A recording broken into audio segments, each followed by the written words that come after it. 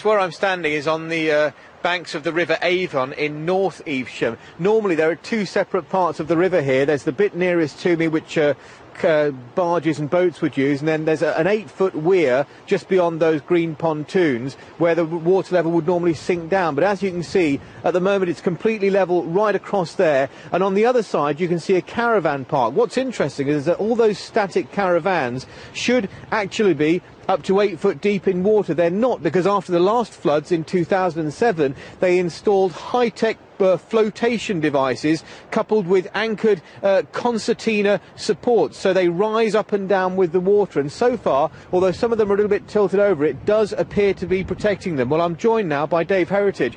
Now Dave, you run the Gasworks wharf here. From a business point of view, what does this flooding mean to you?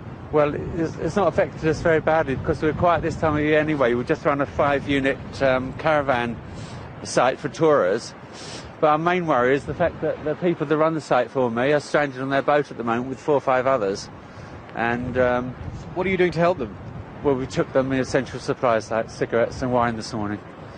And as far as this goes, I mean, you expect flooding like this on a regular basis, do you? Well, it happens every year, a foot or two, but I was quite shocked to see how much it had come up this morning.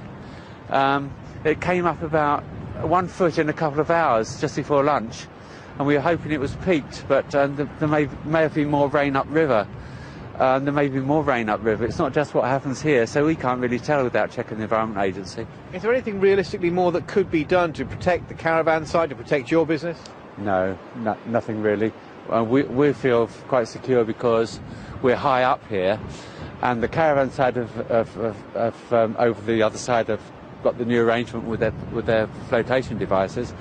I mean, the water's got to go somewhere. No sort of flood defence could ever stop it. It's just sheer volume of water. Thank you very much indeed. Well, as you heard, the concern now for people living in this area is what happens later on today and tonight, because, of course, heavy rain further upriver in Warwickshire, places like Rugby, will at some point during the night come down here and could create another surge. In the last half hour, it does seem that the level hasn't risen any more than it already has, but, of course, the concern is that it might rise yet further and cause yet more flooding.